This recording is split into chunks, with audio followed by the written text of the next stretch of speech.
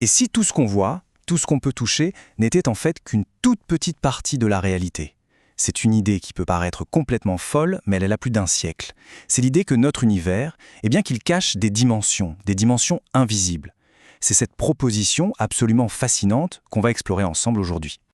Alors voilà comment on va s'y prendre. D'abord, on va se plonger dans le conflit qui est vraiment au cœur de la physique moderne, celui qui a rendu cette idée de dimension en plus nécessaire.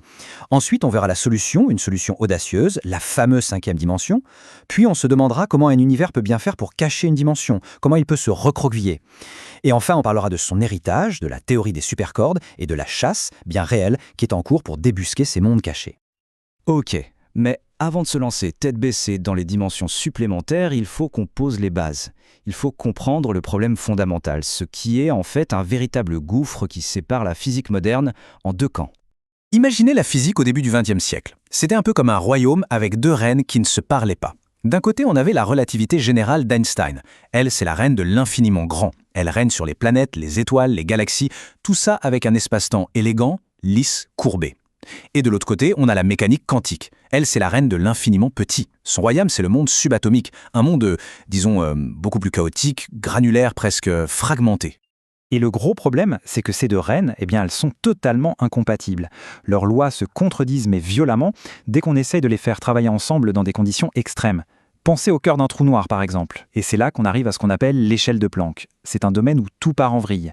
La gravité est si forte, les distances si petites, que les deux théories s'effondrent complètement. C'est simple, la physique telle qu'on la connaît ne veut plus rien dire. Alors, face à cette crise, à cette impasse, va émerger une des idées les plus audacieuses peut-être de toute l'histoire de la science. On est juste quelques années après le triomphe d'Einstein et de sa relativité générale, et là, un mathématicien allemand, quasi inconnu à l'époque, Theodor Kaluza, envoie une lettre à Einstein. À l'intérieur, une idée complètement folle pour unifier les forces de l'univers.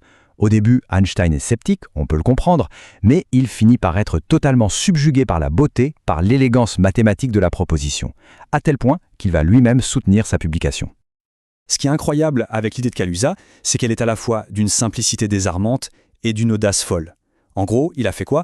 Il a pris les fameuses équations d'Einstein, celles qui décrivent notre monde à 4 dimensions, 3 d'espace, 1 de temps, et s'est juste posé une question toute simple, et si j'ajoutais mathématiquement une 5e dimension dans tout ça, juste pour voir. Et le résultat était tellement stupéfiant, tellement inattendu, que ça a gagné un surnom, le miracle de Kaluza. Parce qu'en faisant ce simple ajout, cette 5e dimension, quelque chose de quasi magique, a jailli des équations. D'un coup, comme par magie, la gravité et l'électromagnétisme n'étaient plus deux forces séparées, non. Les nouvelles équations montraient qu'elles n'étaient que deux facettes d'une seule et même chose. C'était comme les ombres projetées dans notre monde à nous, d'une unique force unifiée qui, elle, vivait dans un univers à 5 dimensions. En fait, l'électromagnétisme, c'était tout simplement la géométrie de cette nouvelle dimension cachée. C'était magnifique sur le papier, mais il y avait un problème énorme même, et c'est ce qui nous amène à la suite de l'histoire, une étape absolument cruciale. La question, elle était aussi simple que redoutable. S'il y a une 5e dimension, mais où est-elle? C'est bien joli les belles équations, l'élégance mathématique, mais la physique, ça doit coller à la réalité. Et personne, jamais, n'avait vu ou ressenti la moindre trace d'une 5e dimension. Et la réponse, elle va venir quelques années plus tard d'un autre physicien, Oscar Klein. Son idée? La dimension n'est pas absente du tout. Elle est là, juste sous notre nez, mais elle est cachée. Pourquoi? Parce qu'elle serait minuscule, incroyablement petite et enroulée sur elle-même. Pour bien comprendre, il y a une analogie qui est parfaite, celle du tuyau d'arrosage. Imaginez que vous regardez un tuyau de très très loin. De là où vous êtes, ça ressemble à quoi? À une simple ligne, n'est-ce pas? Un objet à une seule dimension. Mais si on se rapproche, on voit bien qu'il y a une deuxième dimension, la dimension circulaire du tuyau. Eh bien, Klein a proposé que notre univers, c'est exactement la même chose. On perçoit les 3 grandes dimensions qui s'étendent, mais il y en aurait une autre, toute petite, recroquevillée sur elle-même, tellement petite qu'on ne la voit tout simplement pas. Et quand je dis petite, le mot est vraiment faible. On parle de la longueur de Planck. Pour se donner une idée, c'est tellement minuscule que si on agrandissait un simple atome à la taille de tout l'univers observable, eh bien la longueur de Planck ce serait à peine la taille d'un arbre. C'est dire si c'est loin, très loin de tout ce qu'on pourrait espérer voir un jour directement. Alors cette théorie de Kaluza-Klein, c'était une idée de génie.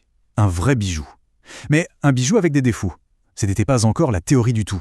Mais l'idée centrale, Celle d'unifier les forces grâce à la géométrie de dimensions cachées était juste trop belle, trop puissante pour qu'on la jette à la poubelle.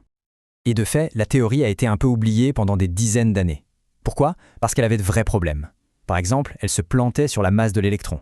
Et surtout, elle était incapable d'intégrer les deux autres forces que les physiciens venaient de découvrir.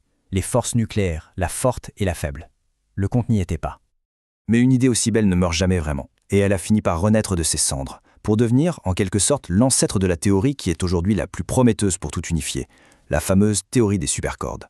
Et elle ne se contente pas d'une dimension supplémentaire, non, elle en demande 10 au total, soit 6 ou 7 dimensions cachées en plus des nôtres.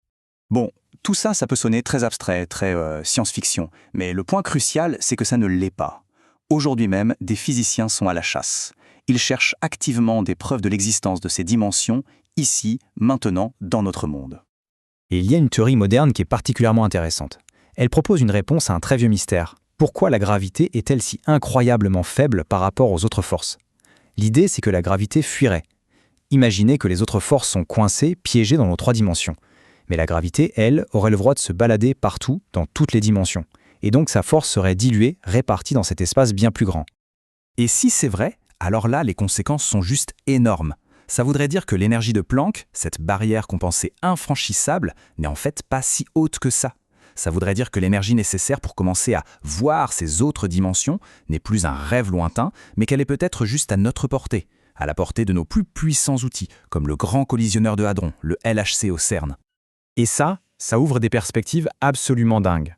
On pourrait littéralement voir les effets de ces dimensions au LHC. Comment? Eh bien, on pourrait par exemple observer la gravité, qui ne se comporte plus comme prévu à toute petite échelle. Ou alors on pourrait voir de l'énergie qui, pouf, disparaît, comme ça. En fait, elle ne disparaîtrait pas, elle serait emportée par des gravitons, les particules de la gravité, qui s'échapperaient dans une autre dimension.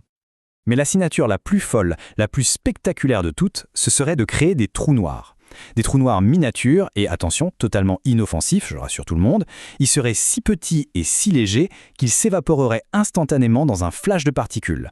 Un flash que nos détecteurs pourraient voir. Et ce flash, ce serait une fenêtre ouverte, une preuve directe sur la géométrie même de ces mondes cachés. La chasse est donc bel et bien ouverte. Et elle nous laisse face à une question absolument vertigineuse. Sommes-nous sur le point de prouver, par l'expérience, que notre réalité est bien plus riche, bien plus vaste et finalement bien plus étrange que tout ce qu'on a pu imaginer jusqu'à présent?